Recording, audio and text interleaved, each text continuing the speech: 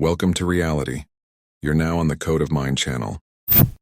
Today's video is for adults. Remove children and the faint-hearted from the screen. We are going to talk about things that modern spiritual teachers present to you under a holy disguise. For years, you've been taught to feel shame for your power, for your basic instincts, calling them low. But behind this enlightened facade, there is only one goal: to make you convenient, quiet, and stripped of your will. They are trying to turn you into obedient consumers of spiritual fast food, people who are afraid of their own shadow. Stop playing this lie. Today you will learn how ancient technologies actually work, and why the real path of power has nothing to do with the nonsense they've been feeding you. Only truth. No censorship. No attempt to please anyone. Our topic is the total lie around sexual energy and abstinence. Right now, it's popular to say that abstinence is a magic pill. They promise you that your energy will stop leaking, it will accumulate, rise to your head, and you will become a superhuman, a magnet for money, women, or men. So what's the catch? Yes, energy can accumulate, but if you don't have channels for it to flow through, real actions, sports, hard projects, it will simply turn you into an aggressive, twitchy neurotic with insomnia. That's not spiritual growth. That's just an overheated boiler that can explode.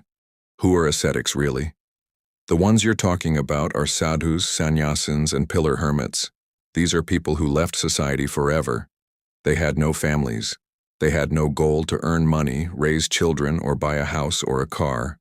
Their goal was the death of the self. They didn't want to be successful. They wanted their personality to dissolve. For them, abstinence was not a way to become stronger, but a way to kill the biological desire to live. Ascetics didn't just follow a diet. They trained their bodies to live without resources. 1 grain a day. In some schools, they gradually reduced their portions. Today, a handful of rice. Next week, half. A month later, 1 grain a day. They believed that this way the stomach would fall asleep and energy would start coming directly from the air. No fire. Many refused cooked food. They ate only raw roots or wild herbs that were bitter and irritating to the stomach. This was called the deer diet. Eat whatever you find under your feet, without choosing or preparing. Water. Drinking was allowed only to avoid fainting. Often it was water from open sources, full of bacteria. They trained their immunity to the point where their bodies became resistant to toxins, but completely dry inside. They could stare at the sun for hours until the retina burned out, or fix their gaze on the tip of their nose for days without blinking. The goal was to break the connection between the eye and the brain so that the image exists, but there is no reaction to it. The vow of silence, mauna. Years without saying a single word, at all. Even if someone beats you or asks for directions. After 5 to 10 years of such practice, the part of the brain responsible for speech almost atrophied, and the person stopped even thinking in words. The inner dialogue went silent forever. They tore themselves out of biology. It was a complete victory of spirit over matter. But the price of that victory was the rejection of everything human. They had no self, no name, no desires. Only emptiness and pure light inside. Now, yoga. The truth about chakras. Yoga for life, not for a cave. In normal social yoga, chakras are not about flying into the astral plane, but about being effective here, on Earth. Muladhara, survival. This is your foundation, money in your pocket, health, and the instinct of self-preservation. If you start spiritual growth while ignoring this chakra, you will become a poor philosopher who doesn't even have the strength to fix a leaking tap. Svadhisthana, drive. This is sexual energy. But in society, it is also creativity, taste for life, enjoyment of food and communication. Ascetics suppressed it. You need it so that your eyes light up when you do something. Without it, you are dry. Manipura, will. This is the center where energy turns into results. This is your ambition and your ability to say no. But the key point is that Manipura works on fuel that rises from below. If you block the lower centers through asceticism, your will simply has nothing to run on. The real spiritual path for a person in the world is not rejection of everything, but balance. Ancient texts for ordinary people said, "Do not be a slave to your desires, but do not fight your nature." If you turn abstinence into a cult, you are simply replacing one addiction, to sex, or with another one, to your own ego and pride. Look how pure I am. And that's it. Ascetics did this to exit the cycle of rebirth. You most likely want to realize yourself, create, and experience joy. That's why the diet of the dying is not for you. You need the diet of the Atlanteans, when you use your natural power to build your life, not to destroy it. When you impose a strict ban on your basic instincts, drive, sex, ambition, your brain reads it as a signal of a biological dead end. How does this chemistry of decline work? Dopamine crash. Dopamine is the hormone of anticipation and movement toward a goal. If you forbid yourself to want, the dopamine system shuts down. As a result, not only the desire for women, men, or pleasure disappears, but also the desire to build a business, learn languages, or even just get out of bed in the morning. You become safe, but empty. Testosterone stagnation. Testosterone is not just about sex, it's about territory and aggression in a healthy sense. It's your courage to take risks and claim what's yours. When you go into deep asceticism, the body decides, okay, we are not reproducing and not competing, so building materials, protein, and energy are no longer needed here.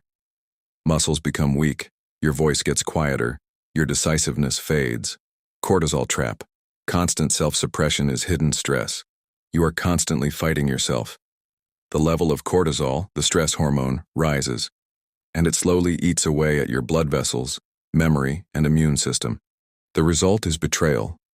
Instead of becoming a powerful battery of energy, you turn into a leaking one.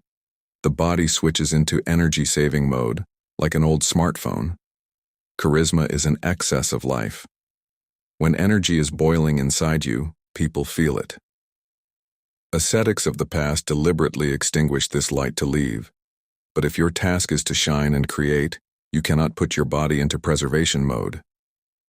The body is not an enemy to suppress. It is a high-performance machine. If you simply turn off the engine and drain the fuel, you won't go anywhere. Your task is to learn how to control this power, not to be afraid of it. For centuries, we've been taught that studying your own body is something dirty or sinful. But be honest, how are you going to control your life if you're afraid to study the only instrument you were given at birth? Understanding your chemistry and reactions is the foundation of real awareness. This is not about following instincts blindly and jumping at everything that moves. On the contrary, when you understand the true value of your energy, you become extremely selective. You stop wasting yourself on random people and empty interactions because you value your inner fire and know the cost of igniting it. The highest level of this game begins where two conscious people meet. When you combine your energy with an equally strong partner, an energetic explosion happens. Resonance, not loss. This is not just physics. In the right union, energy is not divided in half. It multiplies. This is a state of flow, where intimacy becomes fuel for your external victories. You literally illuminate each other, burning away fear and doubt. Movement in one direction. When two charged people look in the same direction, their shared will becomes a force that breaks through any obstacles on the way to their goals, whether it's a house, a car, or a global business. Flow of creation. This drive spreads into everything. How you work, how you think, how you show up in the world. It's a state where you are carried forward, where ideas come naturally, and resources align with your level of energy. To understand yourself means to know with whom to enter this resonance.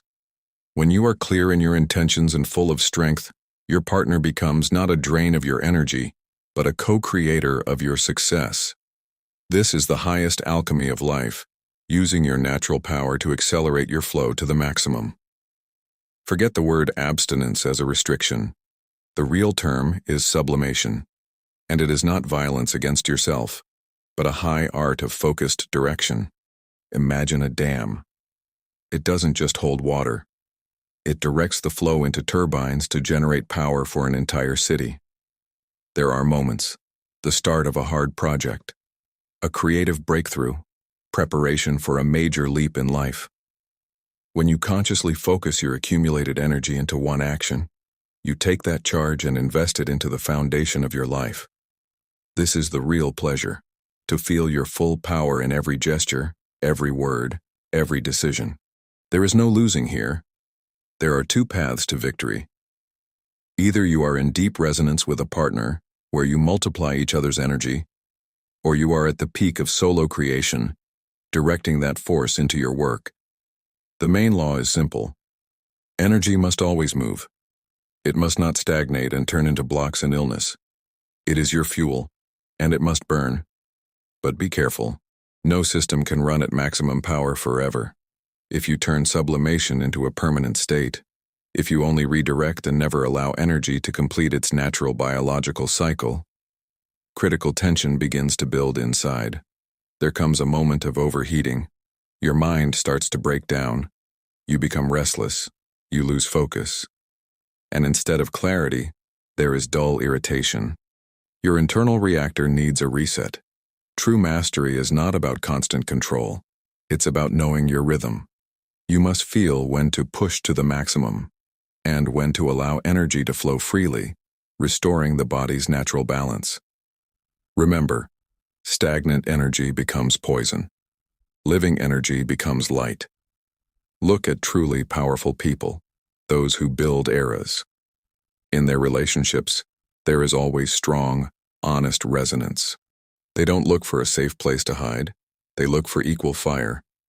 Sexual energy at its core is the energy of desire. It is the original drive.